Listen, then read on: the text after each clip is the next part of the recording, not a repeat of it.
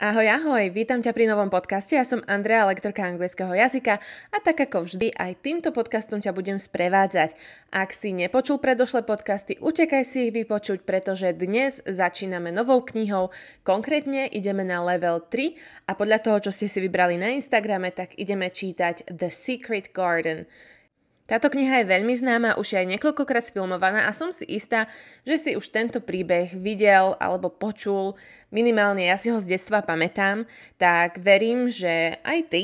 Prípadne, ak nevieš, o čom by to mohlo byť, utekaj na náš blog www.chcemsaučiť.sk, kde nájdeš krátky popis, o čom je vlastne táto kniha a taktiež ukážku filmu. Možno ti to pripomenie, možno zistíš, že reálne si aj tento film videl a poznáš ten príbeh.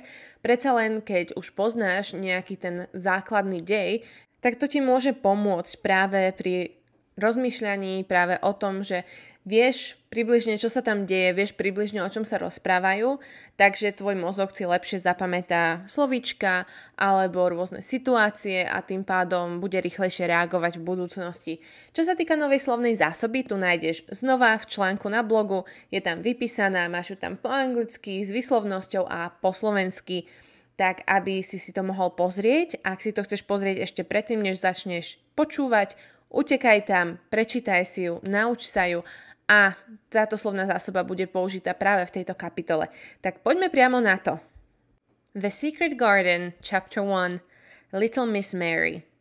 Nobody seemed to care about Mary. She was born in India, where her father was a British official. He was busy with his work, and her mother, who was very beautiful, spent all her time going to parties. So, an Indian woman, Kamala, was paid to take care of the little girl. Mary was not a pretty child. She had a thin, angry face and thin yellow hair.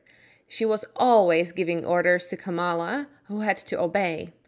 Mary never thought of other people but only of herself.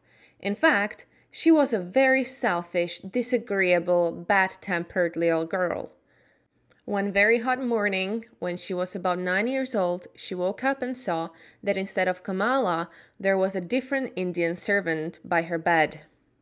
"What are you doing here?" she asked crossly. "Go away and send Kamala to me at once." The woman looked afraid. "I'm sorry, Miss Mary. She can't come." Something strange was happening that day. Some of the house servants were missing and everybody looked frightened. But nobody told Mary anything and Kamala still did not come. So at last Mary went out into the garden and played by herself under a tree. She pretended she was making her own flower garden and picked large red flowers to push into the ground. All the time she was saying crossly to herself, "I hate Kamala. I'll hit her when she comes back." Just then, she saw her mother coming into the garden with a young Englishman. They didn't notice the child who listened to their conversation. "It's very bad, is it?" her mother asked the young man in a worried voice. "Very bad," he answered seriously. "People are dying like flies. It's dangerous to stay in this town. You should go to the hills where there's no disease." "Oh, I know," she cried. "We must leave soon." Suddenly they heard loud cries coming from the servants' room at the side of the house. "What's happened?" cried Mary's mother wildly. "I think one of your servants has just died. You didn't tell me the disease is here, in your house." "I didn't know," she screamed. "Quick, come with me." And together they ran into the house. Now Mary understood what was wrong. The terrible disease had already killed many people in the town, and in all the houses people were dying. In Mary's house, it was Kamala who had just died. Later that day, 3 more servants died there. All through the night and the next day, people ran in and out of the house, shouting and crying. Nobody thought of Mary. She hid in her bedroom, frightened by the strange and terrible sounds that she had heard around her. Sometimes she cried and sometimes she slept. When she woke up the next day, the house was silent. "Perhaps the disease has gone," she thought, "and everybody is well again. I wonder who will take care of me instead of Kamala." Why doesn't someone bring me some food? It's strange, the house is so quiet." But just then she heard men's voices in the hall. "How sad," said one. "That beautiful woman." "There was a child too, wasn't there?" said the other. "Although none of us ever saw her."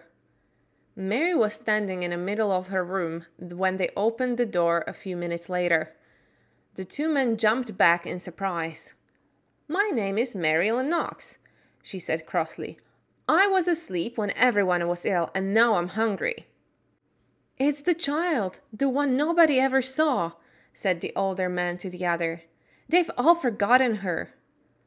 "Why was I forgotten?" asked Mary angrily. "Why has nobody come to take care of me?" The younger man looked at her very sadly. "Poor child," he said. "You see, there's nobody left alive in this house, so nobody can come." In this strange and sudden way, Mary learned that both her mother and her father had died. The few servants who had not died had run away in the night. No one had remembered little Miss Mary. She was all alone. Because she had never known her parents well, she did not miss them at all. She only thought of herself, as she had always done. "Where will I live?" she wondered. "I hope I'll stay with the people who'll let me do what I want." At first, she was taken to an English family who had known her parents. She hated their untidy house and noisy children and preferred playing by herself in the garden. One day, she was playing her favorite game, pretending to make a garden, when one of the children, Basil, offered to help. "Go away!" cried Mary. "I don't want your help."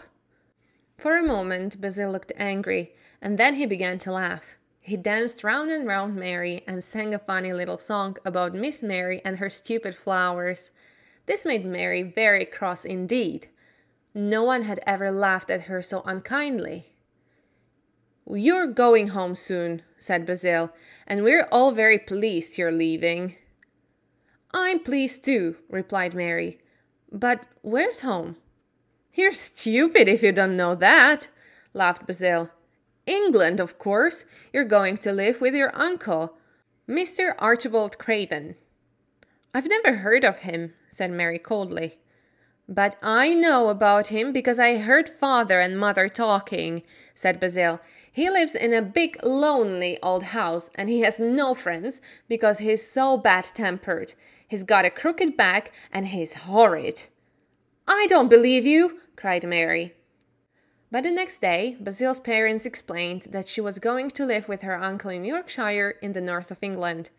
Mary looked bored and cross and said nothing. After the long sea journey, she was met in London by Mr. Craven's housekeeper, Mrs. Medlock.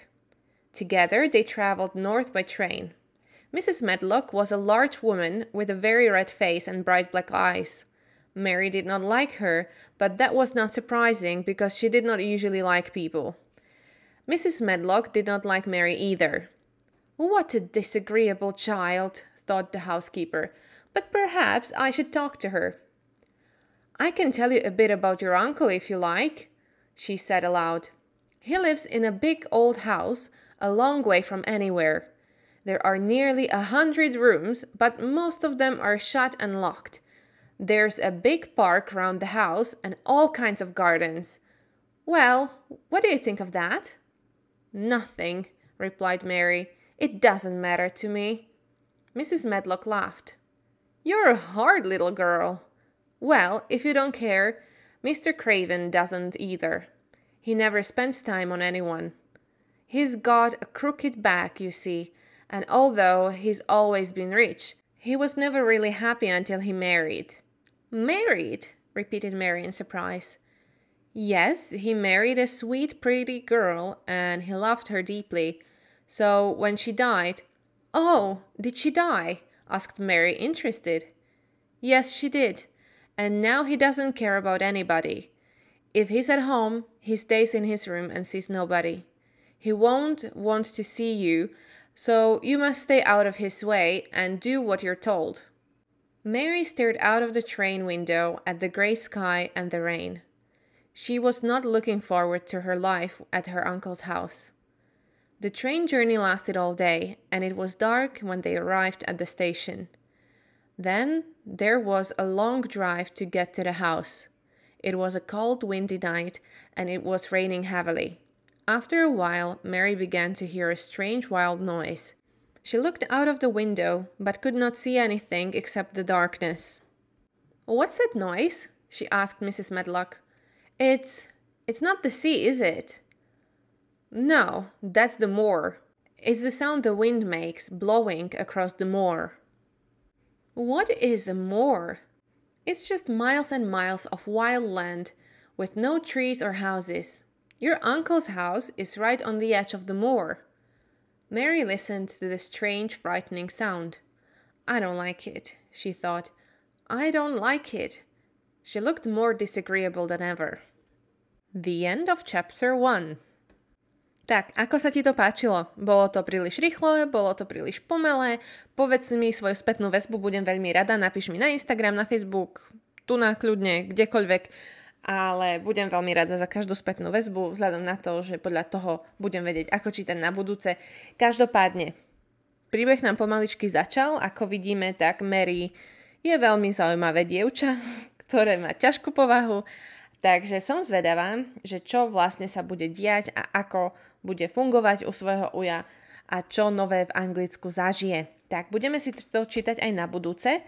Bude z toho asi dokopy, pozrime sa, nejakých 7 častí. Tak máte sa na čo tešiť. Verím, že vám to prináša nejakú hodnotu.